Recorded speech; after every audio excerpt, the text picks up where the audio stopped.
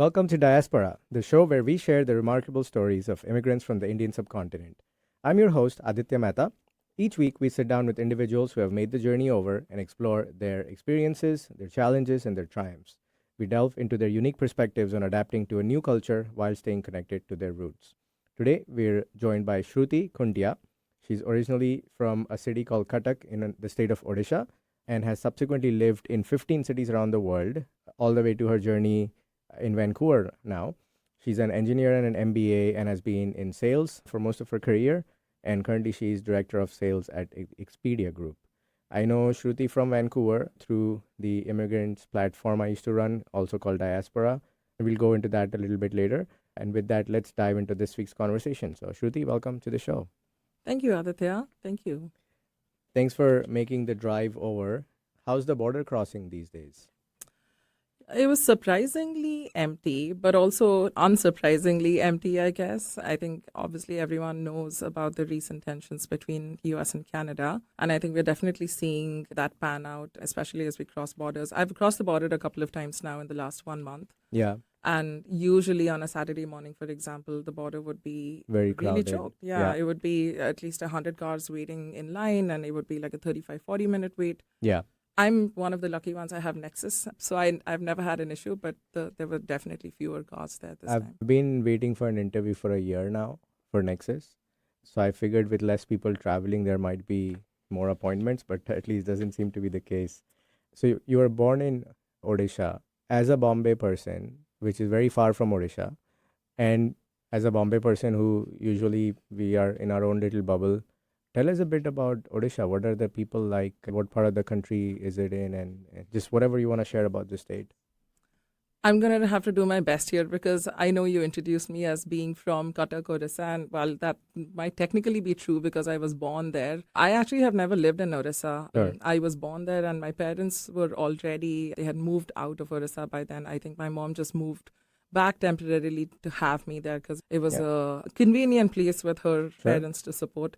But we used to go every year to visit my grandparents. I think that was really good on my parents' part. I'll describe a little bit about how my parents raised me. So, like you said, I've grown up in 15 different cities across the world. Yeah. And in extremely different geographies, right? Different cultures and all of that. But I really appreciate and admire my parents for making sure that there was consistency at home in the way we were brought up, which is we were brought up like Odia kids. Okay. They insisted that we speak in Odia at home. And so actually a lot of people are very pleasantly surprised when they meet me from Odisha because I speak fluent Odia, often even better than what an Odia person from Odisha would speak. Wow. And then also the consistency of going back home and visiting family. Sure. You know, we would always go to Bhubaneswar, which is where my mom's parents were there. And then my dad's mom, because his father passed away when he was younger. He comes from a village which is closer to Jagat Singhpur, which is near Paradip Port. Okay. We always made sure to visit. And so we know, like locally, the foods and the culture and the festivals. And I think I really appreciated that. So Odia people in general, I would say, really non-problematic people, easygoing. Not they're not loud and out there. As in, obviously, there are other states that are more well-known in India. Odia people are a bit more mellow. They kind of blend into the background, sort of, but in a good way, very easygoing people, I would say. So, since you're fluent with the language, in my part of the country, especially from Gujarat to Kutch to Sindh to Punjab, the languages kind of flow one into each other. Is Oriya very standalone in that sense, or is there some cross connection with, say, Bengali or any other neighboring states? Yeah, no, that's a good question. No, it is quite similar to Bengali. Okay. A lot of our words, like the root words, I guess, it's obviously derived from Sanskrit. And so the mool shabds, as we call them, they're quite similar. Yeah. So I will understand Bengali contextually. I might not understand every single word, but if a Bengali person is speaking, I'll understand. And I think it has quite a lot of similarities to Assamese as well. Sure. And also to Sanskrit, of course, because it's derived from there. And is the script similar to Bengali as well? No, actually, it has its own script. So my grandma, fortunately, taught me a few letters here and there. So extremely slowly, I can read a little bit of Odia. Like my Gujarati. Also. Oh, yeah. Well, we're in the same boat then. Yeah. I studied Gujarati in school for 3 years, but I never got fluent in reading it. And anyways, in Bombay, we speak, 3 languages in one sentence. It's pretty common. Yes. So once there was a very famous Gujarati magazine called Chitralekha. It's worldwide, Gujaratis read it. So I was featured in an article, but it took me like 2 days to read my own article because I was so slow in reading it.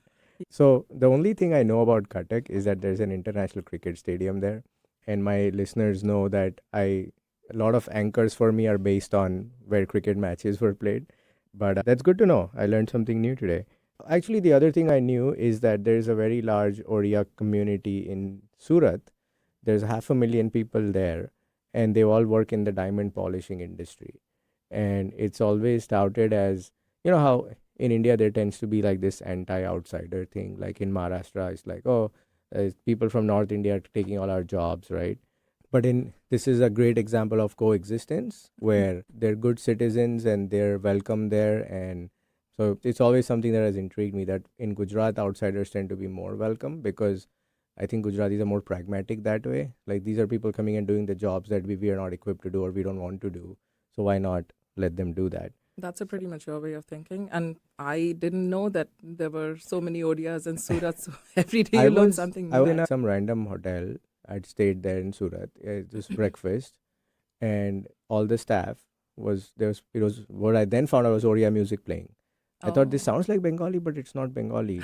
And then I asked someone, what is this playing? And he said, oh, this is Oriya music. Like, all the staff is from there. And I said, oh, that's fantastic. Like, that's so random that one hotel has all the staff. Because, sure, like one person comes from one place, they bring their relatives. It's like, no, all of Surat, you'll find a lot of Oriya. So that's how I learned.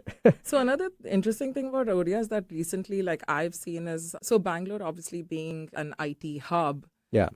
Has a lot of bachelors and, people that are busy in their jobs. They don't have the time to cook. Apparently, like most of the cook network in Bangalore is Odiyas. We apparently cook very well. Is there a term for the cooks who come from there? Term as in like, what are the cooks called in Odia? No, so in Bombay, a lot of the cooks, they're male and they come from around Udaipur. Oh, I and see. they're Rajasthani, but they speak Gujarati. And they're called Maharaj. Oh, okay. Not that I know of. Okay. Yeah. Talking about Bangalore, I always ask my guests to give some context to our listeners here that if Bangalore were an American city, what would it be? And you're the first one from Bangalore, so you get to answer that question. I'm actually surprised I'm the first one from Bangalore. I feel like so many Bangaloreans make that way outside. That's an easy one. Bangalore is actually nicknamed as the Silicon Valley of India. Yeah. Which equates it to San Francisco. Yeah. Because of the tech presence, I guess. What years were you there? Oh, I was there several times actually. So I think the first time we moved into Bangalore, I don't know my exact age, but I must have been 1. And then the second time we moved in there, I was 10 and then lived there until I went to college, which must have been 17. So you must have seen the transformation that the city went through. Oh, yeah, right? I did. I was there for the entire part. Do you think it's mostly been a good transformation or it's brought its set of problems with it too?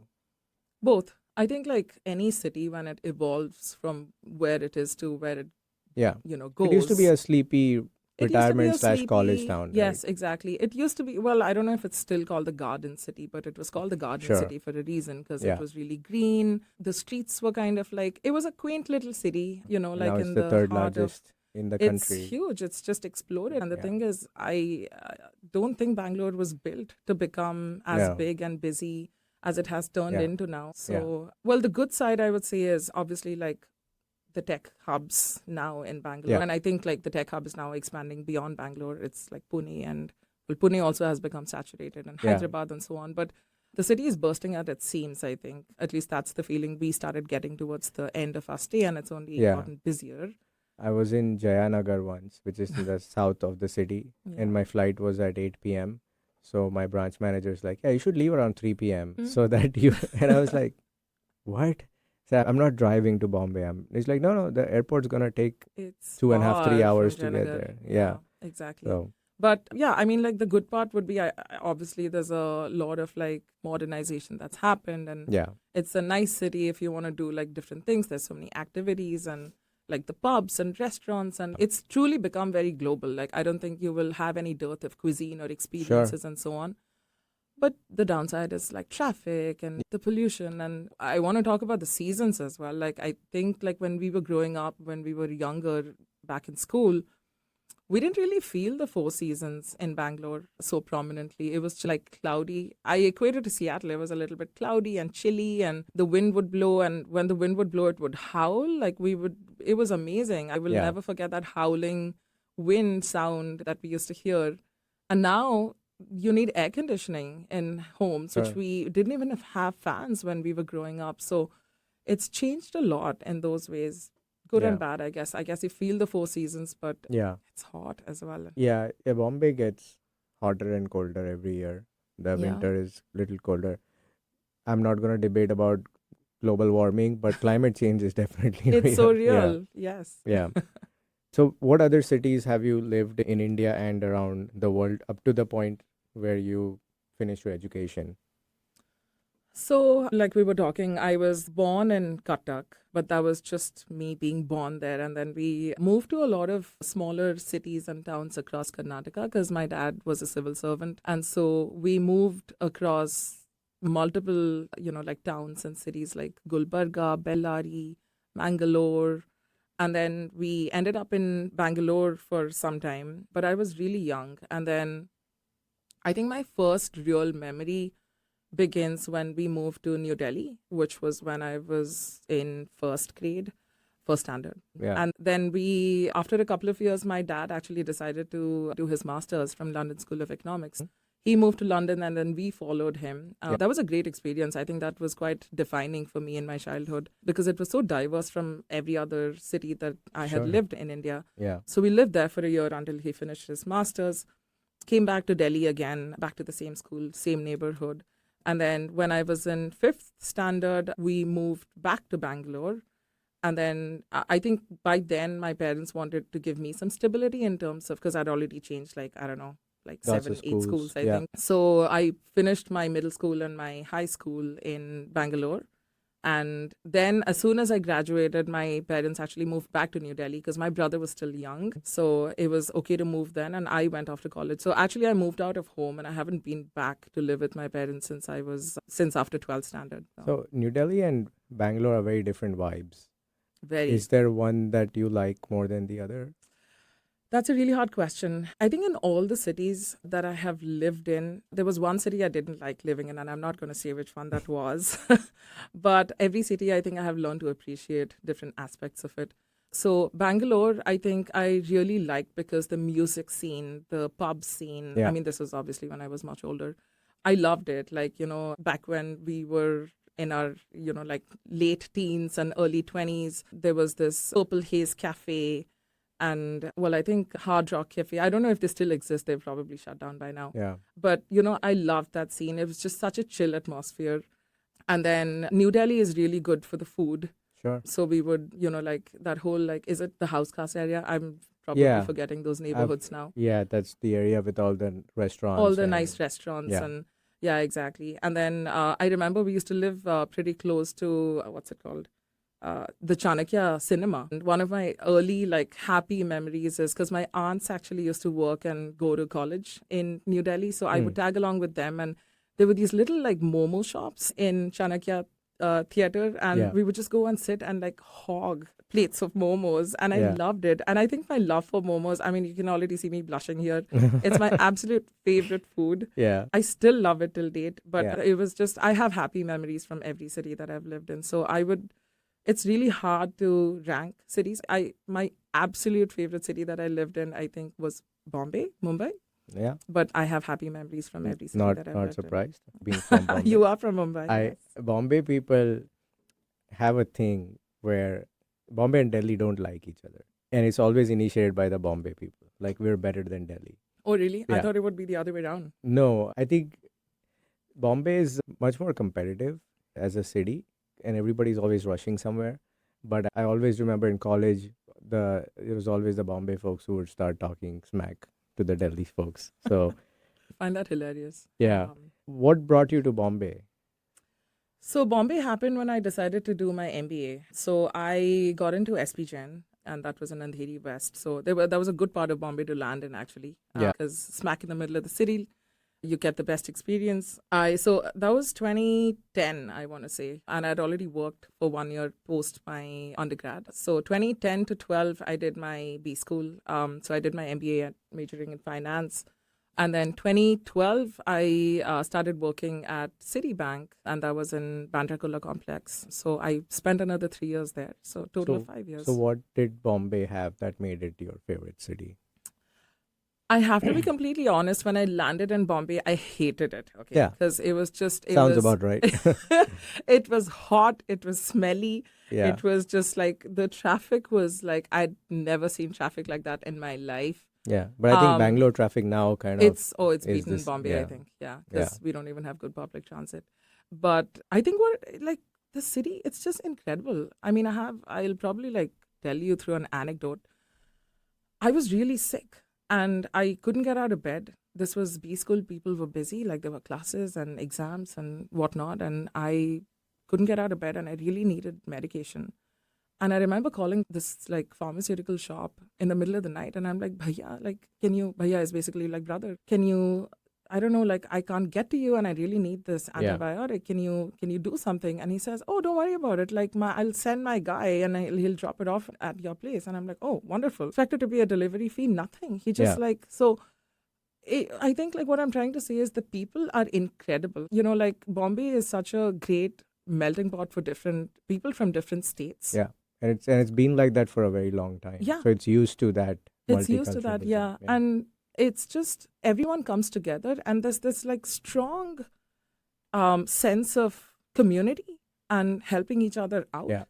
And so you feel safe, you feel secure, you feel taken care of. Like if God forbid something happens to you while you're walking down the street, there will be 10 people that will come up to you and help you up and make sure you get home safe. I remember like I was in my mid-20s. I was living in Bombay, peak of my party days, I guess. And I remember we would go out, you know, like partying with our friends. And middle of the night, I would not feel safe taking a taxi back home in any other city. Yeah. But in Bombay, you could get into the taxi and they would get you home safe and sound. So I've heard that many times before. Yeah, I'm just hoping my parents are not listening to this podcast. But On that note, let's take a short break. And when we return, we'll talk about your move to this part of the world and how your career panned out. So we'll be right back after these messages. Welcome back to Diasporaa on KKNW, where we share interesting stories of first-generation immigrants from the Indian subcontinent. We're talking to Shruti Khuntia, my friend and a senior sales professional. So I want to spend some time talking about your sales career. I've also been in sales most of my life, with the exception of the time I was at Amazon. And then I realized how much I missed sales. Mine was, very, hardcore field sales. I was part of a team that was selling financial products door to door sometimes in India. And one thing I noticed was the percentage of women was next to zero. This is the mid 2000s. And then obviously as a result of that, very few women leaders in sales. So 3-part question. 1, what got you interested in sales to begin with? 2, did you have a similar experience of having very few women peers? And 3, did you face any challenges in your growth because of being a woman in sales? Yeah. So my career in sales, I think, kind of stemmed from this amazing opportunity that we were given at Citibank when we were placed right out of B school. Because like I was saying, I majored in finance at B school. Yeah. And then at Citibank, we were part of this management associate program, which was like fresh out of B school. They rotate you through three different divisions. And I had the good fortune of working in operations and product and then in sales as well. So across 2 years, we were doing like 6-month stints each. And I think that was amazing because it gives you a little bit of a flavor of the different functions and domains across multinational corporation. And then at the end of it, they let you decide where you want to go. Right. And sales for me, I think, was the most interesting because I'm definitely not built for a 100% desk job. I really like interacting with people. I've always liked talking to people, and I think I get that from my mom. She's an extremely social person. And so I liked that combination of a desk job. Obviously, there's a desk job element to a sales role as well. and speaking to people outside the company, because it gives you the different perspective of like what's happening outside with a different company as well. Yeah. So that's kind of how my sales career started. I have worked in different industries as I've grown in my career. So it started off with financial services, and then I moved to technology, and now I'm in travel. So yeah, I think what's stayed consistent is the sales aspect of it. I have done Sure. different flavors of sale, but it's just something that I think I will continue to do if I were Yeah. given a choice. Unless something changes in the future, who knows? And were there a lot of women peers that you had in sales, or were you usually one of, like engineering, very Yeah. male dominated? Yeah. So I am actually an engineer by education, and I know all about how it can be male dominated often. I would say, like the beginning of my career, which was more hardcore sales, like you were describing, Yeah. because I was in business development actually. That was more male dominated, I would say. I don't know if it was intended to be like that, and this was one of the challenges I faced actually in my early years at sales, which is I was taking care of the Mumbai region, like along with a set of my colleagues. And I quickly realized that we were selling to basically small and medium enterprises. So these were a lot of like businessmen that were local to that region. So like a lot of Gujaratis and Maharashtrians, mainly Gujaratis, I would say. So I saw colleagues, like I saw my colleagues, both male and female. The minority was female, of course. But the ones that spoke Gujarati were doing better because obviously there's this like camaraderie piece to it. You strike up a better rapport with people and you're able to convert better. So it definitely didn't help. And also a lot of them were male business people. So it was difficult for sure. And I could see why, like naturally the business was leaning towards hiring people that would convert better and be more successful. I think that was just the nature of how the job ended up being, rather than the company actually like actively trying to hire male professionals. But I would say my current job, Expedia, is actually very female heavy, which is one of the things I love about the company. And actually, like in my team, my broader sales team as well, we're more women than men. And I love that because very often you'll see we're in a room and, like we're talking to our partner companies, and there'll be like good mix of men and women on the other side. And on our side, it was just like all women. My boss, me, the lady that reports into me. So it's pretty incredible. It's a good feeling. And you definitely like that feeling of being a minority has definitely gone away. Not that I ever felt it too strongly, but it's definitely like not there right now. So by virtue of having more females in the team, it I think also makes it more accessible to be in leadership and makes it I'm not going to say easier because you still have to work hard and it's a merit based society, but does that help in how your chances of getting promoted are, or assuming you're doing a good job?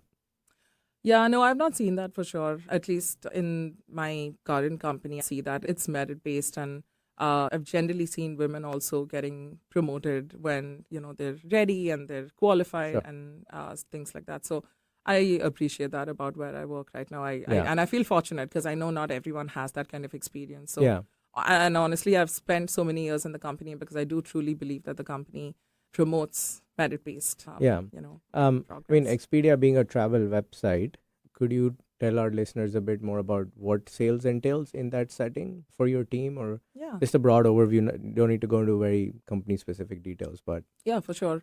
So I work in account management. So we basically take care of, and I work in account management in the car rental division. So all the car rental companies that you see, or where like any car rental company that you would rent a car from, we basically manage the corporate relationships as well as the regional, local relationships with those partners. So you're servicing the providers of the cars, not the people booking the cars, because that's absolutely a B2C side it's more of the business. Exactly. It's the business partnerships that my team looks at. Yes. And how long have you been at Expedia? It's going to be, it's almost 6.5 years now. Okay. It's going to be 7 years later this year. The office building where my Amazon office was in Bellevue, I think it used to be the Expedia Tower. Oh, are you in? Okay. Now it's called Bingo. Oh, interesting. It's this the black building. Yes. Oh my building. Gosh. That's actually where I started my Expedia journey at. Oh, what? Small world. So we worked in the same, actual same office building. Same office. It's a good building. Good Yeah. location. Yeah, when there was a common gripe that in our building that when we were in Bingo, the free banana stand was in Everest, the building next door, and then we moved to Everest and the banana stand moved to Bingo. So I was like, guys, we're all making good money at Amazon. Why are we worried about these free bananas? Bananas. And then one day I saw one of the directors cribbing about the same banana. So I'm like, okay, if a director can crib about it, then I can also You crib can about also it. crib about it. Those bananas are attractive. I have to say, like, I have walked past that banana cart and grabbed a banana. It's for everyone, right? It It's is not for just for everyone. employees. Yeah. Yeah. That's funny. So, what got you to move from India to this part of the world? And where did you land first? Yeah, it was an interesting journey. It was a difficult one, I want to say, the transition from India to the US. Mainly because, first of all, I had a happy life in India. I was actually happy and my career was good and I liked my job at City and I liked Bombay. But I had been dating my husband Prashant for how long was it back? Oh, it was like 7 years. And then we decided to get married. And he actually had already moved to the States. So he did his B school at Duke. And then he was about to graduate. And we decided that would be a good time to get married because I had finished my B school. I was already working. He had just graduated from B school, or he was about to, I guess. And then I moved to Durham with him, North Durham, North Carolina. Carolina. Okay. Yes. Very different environment from Sure. Bombay, like polar opposite, I guess, it was an adjustment, I have to say. Also, I didn't know anyone besides him, whereas he was in his B school environment, like he had a lot of friends.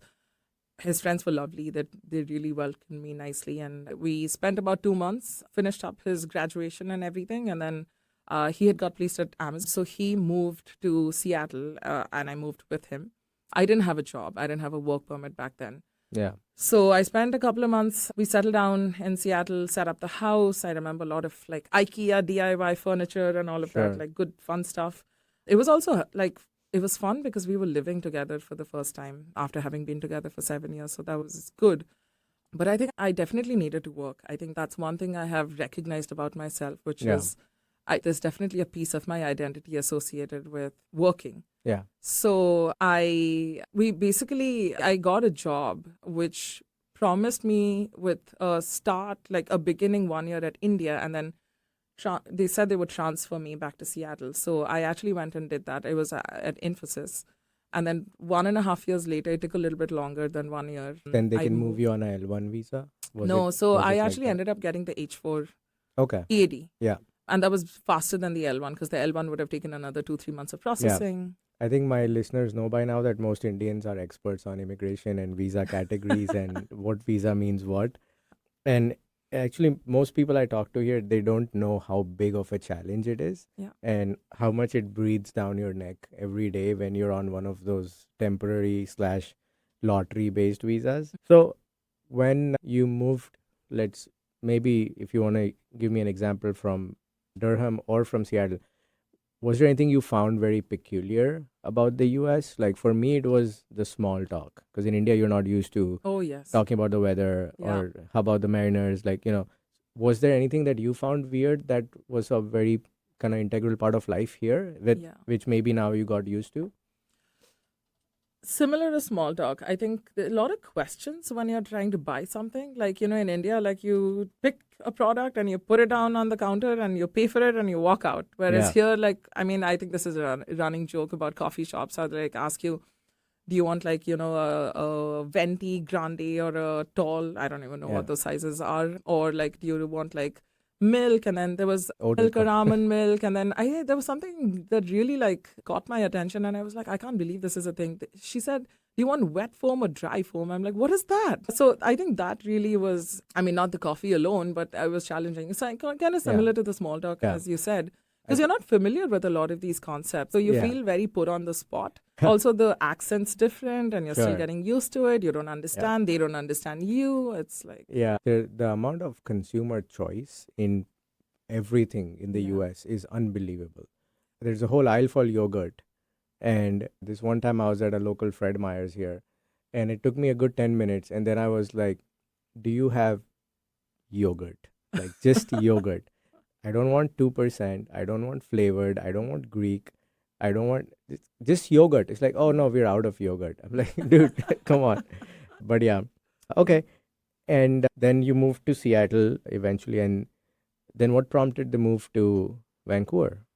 Yeah, that was actually initially an undesired move because we had just bought a house in Seattle. And so we were going to be, well, not lifers, I would say, but we were going to stay in Seattle Yeah. for a few years because when you buy a house, you at least think Sure. of 5-10 5 years at least. years at the minimum before you plan a move, I guess. But this was during COVID. My H4 EAD was about to lapse, and you're not allowed to apply for a renewal more than 6 months in advance. Okay. And for various reasons, Yeah. they had also decoupled, like the administration back then had decoupled the renewals from the H1, like the primary applicant. So while the H1, my husband was able to apply for the H1 on premium processing. So he got it in 2 weeks. There was no premium processing for H4. Yeah, just to pause here and give some context to our listeners, the H1 is a work visa used by a lot of tech workers.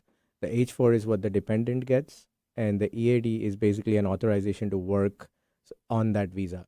So some visas, the dependent can automatically work, like the L2, but for H4, the dependent needs a separate authorization. And so what Shruti is talking about is the renewal of that authorization to work while being a dependent of a tech worker on the H1 visa. So easy peasy. Yes, and this was followed by maybe like 4 years of trying to get through the H1 lottery unsuccessfully. My company has generally been good about applying for the H1, but since it's a lottery system, it was just not in my favor. So the renewal was not going to come on time. It was already showing 8 to 10 months. Wow. And obviously I applied only 6 months in advance. And unfortunately, unlike the H1, where even if it lapses, you can still continue to work while you're waiting for your renewal, you can't do that on an H4 EAD. The day that it ends or expires, the day you cannot be employed legally anymore.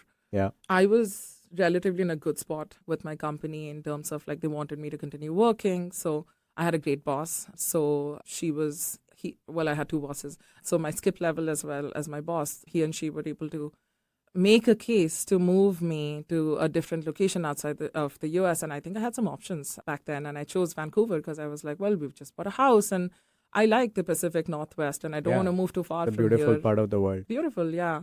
I know people complain a lot about the rain. It doesn't bother me. But summer makes up for it. It does, right? The 3 most beautiful months. So that's how we moved to Vancouver. And Prashant and I got super lucky because we didn't have to change jobs. We both got transfers. The work permits came through pretty quickly. I was the primary work permit holder, and this time Prashant was the spouse, like the +1 on my Canada work permit. But then I think we've been good about supporting each other in our transitions because then he qualified for the PNP and got the PR in Canada, and that kind of helped expedite my PR in the process because we would like tag to each other's applications. But that's kind of how the Vancouver move happened. A lot of people ask me, like, what's the job market like in Canada and like how is it different from the US? I don't know because I got a company transfer. I was in the same role doing the same thing, but I just got a location transfer to Canada. When I moved to Canada, I was initially surprised at the makeup of the diaspora there. Because if you've lived in the US as an Indian person, you see mostly knowledge workers who are doing well, and the second generation is doing even better. But there, I saw a lot of blue collars in trucking and farming and quick service job. Yeah. So, but then I started noticing the trickle of people coming from the US.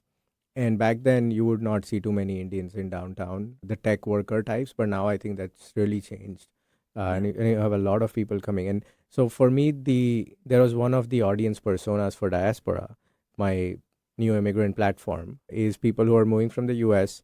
They're not necessarily economic migrants because they were doing very well in the US, but they want to experience the Canadian life and not the struggling immigrant life, but the wealthy immigrant life, I guess, or the immigrant who has access to do whatever they want to do, but just don't know how to get started with other like-minded people. So I do see a lot of those people moving now. Quick question before we go into break. Has Vancouver grown on you, or do you still want to move back to Seattle at some point? Well, it's interesting you ask. So we are actually trying to move back to Seattle because we now have a 2.5-year-old.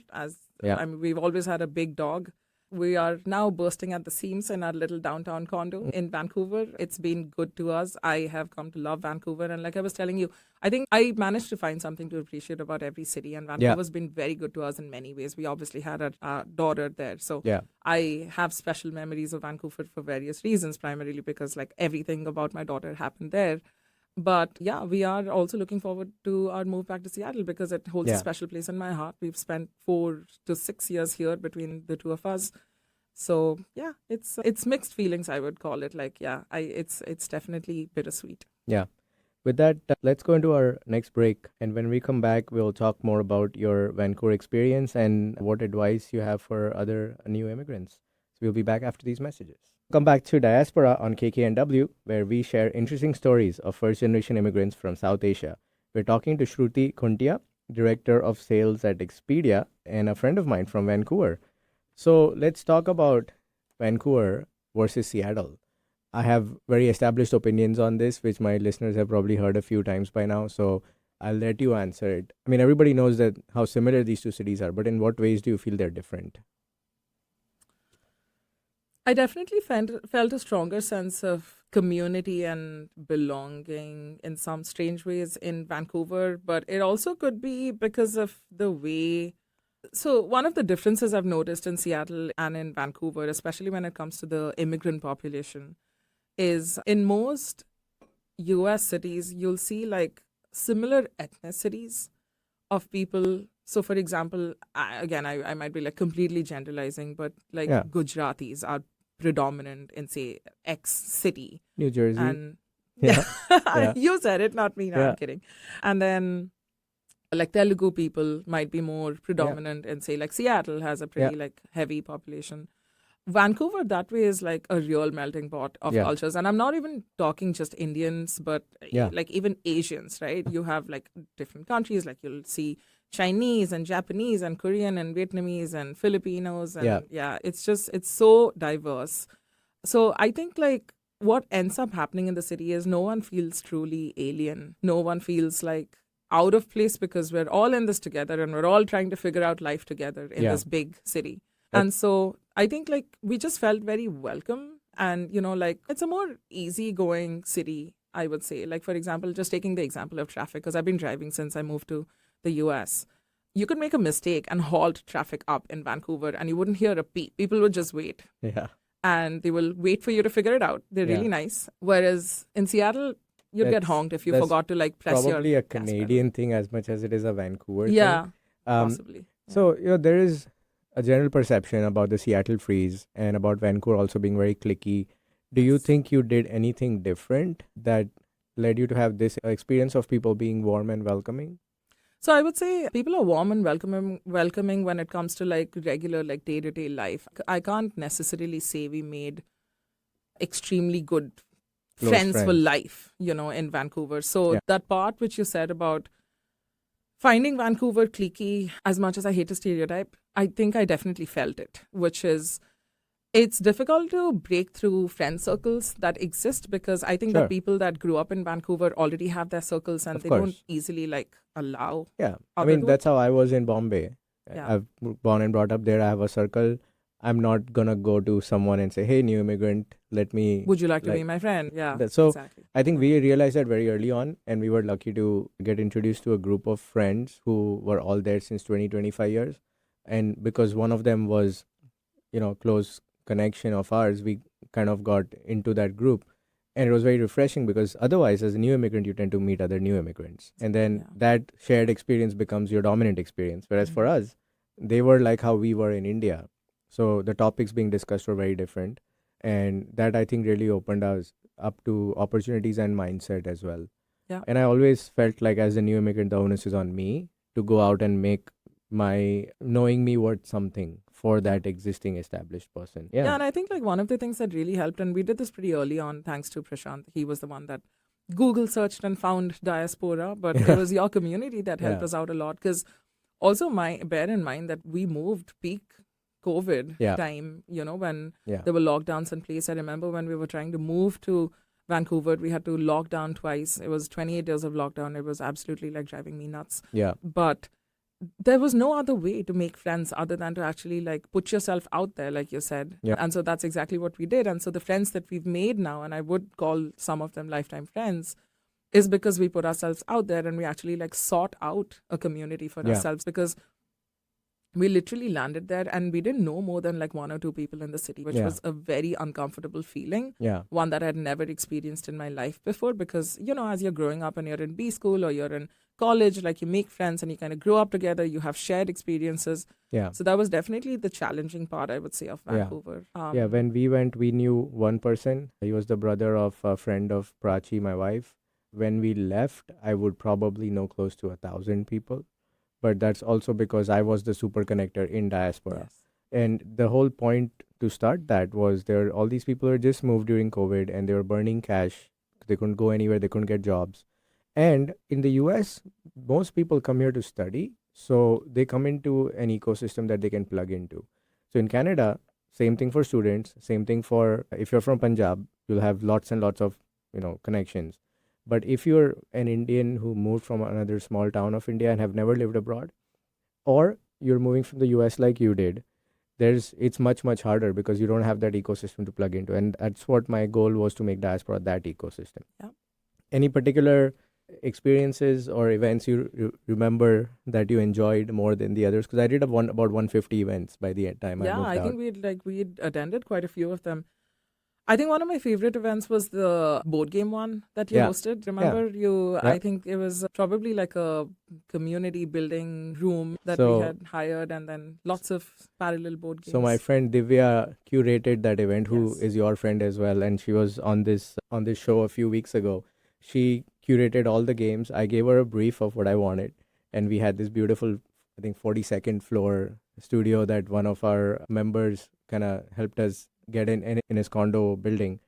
So that was definitely an interesting one. Nice views. We had pizza and whatnot. Pizza, and like I think we all, like standing together and trying to strike up a conversation is much harder than when you, like I said, share experiences, right? So like the act of playing a board game and really getting into it and getting competitive and enjoying that experience with each other really helped. And then my other favorite one is when we all stuffed ourselves into, was it your apartment for the biryani night? Yes. Oh my gosh, that was the best biryani. And I remember we were all just crammed into your apartment. Yeah.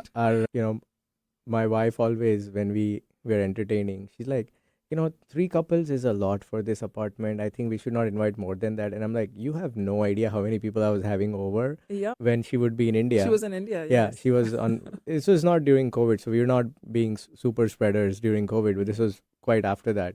Yeah, I would routinely have these events, and then there would be sort of like an after party at my house, because my son was not there, my wife was not there.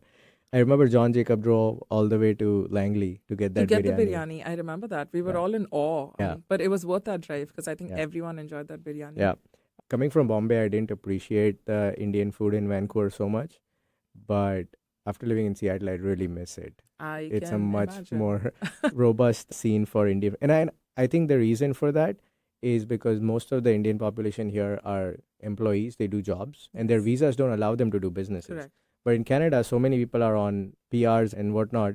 So as like a drip down effect of that is that more people will be entrepreneurs and have more restaurants. No, definitely. But the Seattle scene is improving, I think, in terms of Indian food. Like the few times that I visited, like this is actually a work trip for me. Yeah. And I've eaten some really yummy food here. It's definitely getting better. I don't know if it'll ever be at the Vancouver standards for Indian food, because I know Seattle's good for many cuisines. And Punjabis are known for making good food. Yes, so absolutely. Do you have a favorite Indian restaurant in Vancouver? That's a tough one. I like so many of them, but it's going to be a cliched answer. I like Tasty Indian Bistro. Yeah, so the Yaletown one. Because it's close by, but I know that they say the Sari one is even better. Yeah. And then there's actually a new restaurant called Hatu Pasta that has opened up, and it's right next to, I don't know if they have different branches, but that's a really good one. They make really good parathas, humongous parathas. Yeah, once I had gone biking, and then I was meeting a friend at the Tasty Indian Bistro in Yaletown for dinner, and I had my biking helmet on, and it was fall, so I had like this sweatshirt on, and I walked up to ask for a table, and the lady goes, Uber pickups over there. Oh so she thought I was a Uber Eats, pickup. That's not nice. So I just kind of laughed. I didn't get offended. Because, you see a lot of Indian people riding around those electric bikes and delivering food. So I told her, no, I'm here I want a table. I want to eat here. And she went red in the face. Oh She my was so goodness. apologetic. So I it was can a imagine. genuine mistake, right? I don't think she was being racist at all. A life lesson was learned that And, day, I think. and hey, I got free gulab jamun out of it. Oh, good. So, Yeah. Well, something good came out of it. Good. yeah, something good came out of it. Now, when you moved to Vancouver and, you've been in downtown, most people who move go to Surrey because that's where the Indian population is. So was that a conscious move to be in downtown? Yeah, this is one thing that Prashant and I think we have some shared rules in life that we live by, which is never live more than 30 minutes of a commute away from work. Sure. And even though we moved peak COVID, there was always that chance that one day we would go back to work. And that indeed has happened today. He works for Amazon and I work for Expedia, and we both have returned to office. So both our offices are in downtown. The second rule that we have is whenever we move to a new city together, we want to experience the city. Sure. We want to get to know what the city is about, like what. And typically, I'm not saying this is true for all cities. Yeah. But the cultural hub is usually like downtown. That's Sure. where all the action is, and that's where all the the restaurants and like events and things like that are. So that's actually what drove us to downtown. And yeah, that's what we did in Seattle as well, actually. So when we moved to Seattle, we were initially in Belltown, which is the happening part of the city, or hopefully it still is, because I did like my time at Belltown. But similarly, that's the reason why we moved to Yaletown in Vancouver. And we're still there because we love it. It's a really nice place to be. Yeah. I always feel that your assimilation will get accelerated if you have easy access to people and events and things that are happening. So versus thinking my budget is $1,000 and therefore I have to stay in Surrey, I would think, well, it costs $1,200 to live in downtown. Maybe not anymore. So how do I make sure I earn that extra $200 and make this happen, because the benefits far outweigh the additional cost? Yeah. And I've seen almost identical couples move around the same time from the same place.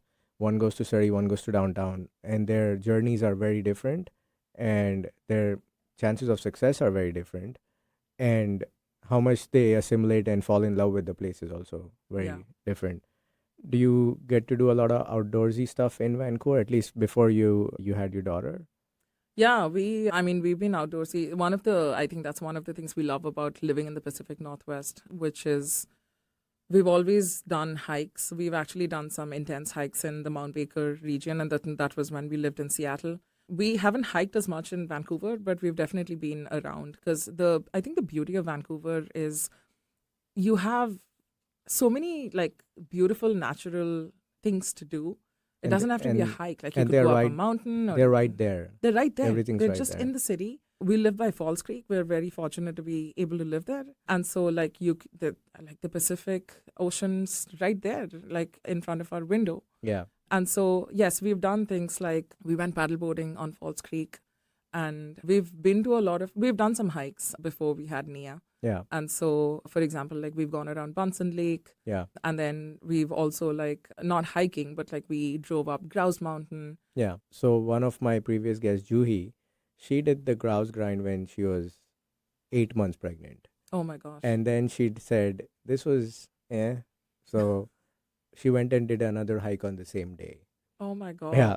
That's intense. And here I am getting overtaken by grandmas while trying to climb the grouse grind. So, the grouse grind is there are some really competitive people out there. So it humbles you in many ways. Yeah, I mentioned this in a previous episode. The grandma overtook me twice. Oh my gosh. So she went up and then went down on the gondola and then went back up again while I was still panting my way through. Oh my gosh. Vancouver does have a different level of fit people. It does. And Seattle's still, quite fit that way. But when I travel to places like, Tennessee or Ohio, I used to go for work.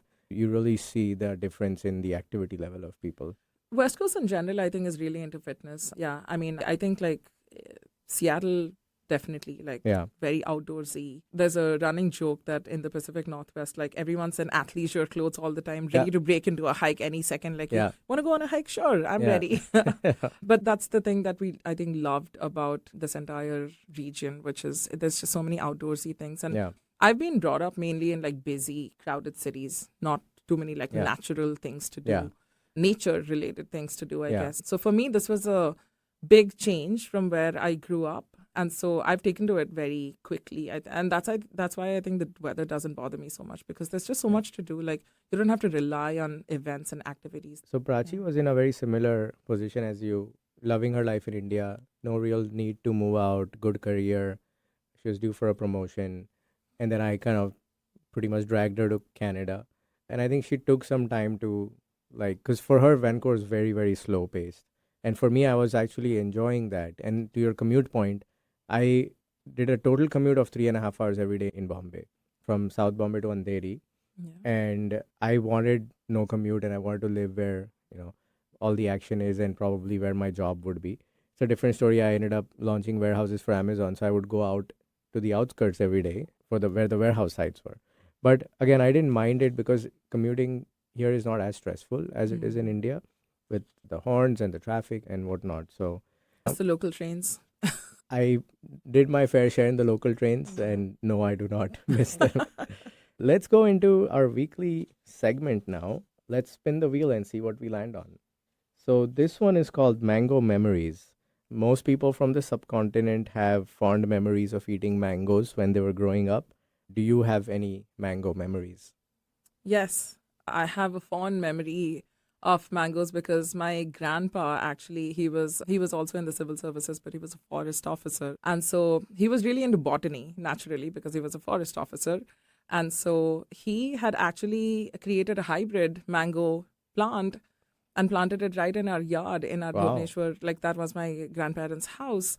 And I've seen that tree basically grow from a little sapling to a full-fledged tree that bears mangoes every other year. Is that how? Yeah, probably. Yeah. But I remember those were the tastiest mangoes because he would take such good care of them. He would cover them in like plastic and paper so that the birds don't pick on them. Yeah, and that's the thing. Then he would pluck them when they were a little bit younger, and then like cover them in like chuna, like the, I don't even know what the chemical name is, but it's basically like calcium something. Limestone? Yeah, I guess that would be the... Yeah, so he would do all kinds of things. Like, the process that those mangoes and the care that those mangoes went through were immense. And then he would put them in these large tokeries and put them under the bed, and then they would ripen, and one by one he would come and cut them. And it was special, I think, because they were created with love and right from the start. Do you know what strains he mixed to get that? I wish I remembered, because my grandpa, unfortunately, he's passed away now. And that tree exists. So I'm sure if I call my uncle or my nanny, she will know. I've never seen anyone invent their own strain. Yeah, so exactly. I think that was like, he's obviously like a man of science, and he experimented with those mangoes, and it was successful, because now we're all still like reaping the fruits of his labor, quite literally, pun intended, I guess. Yeah. So, well, that's all the time we have for today. So it brings us to the end of today's episode. Thank you for listening to Diasporaa. We hope you enjoyed hearing Shruti's interesting story. Remember to check out our show notes for links and more information about the topics discussed in today's episode. You can find Diasporaa on all major podcast platforms and can subscribe to our channel on YouTube. If you like this episode, consider following us on Instagram or leaving us a 5-star review. Diasporaa is part of the Staying Power network of shows and podcasts, all of which are dedicated to inspiring listeners to build lives of meaning, connection, and value. You can find the Staying Power network of shows wherever you get your podcasts. We'll be back next week with another interesting story from the South Asian diaspora. Until then, take care and stay curious. And Shruti, thank you for coming. Thank you so much, Aditya. This was a lot of fun.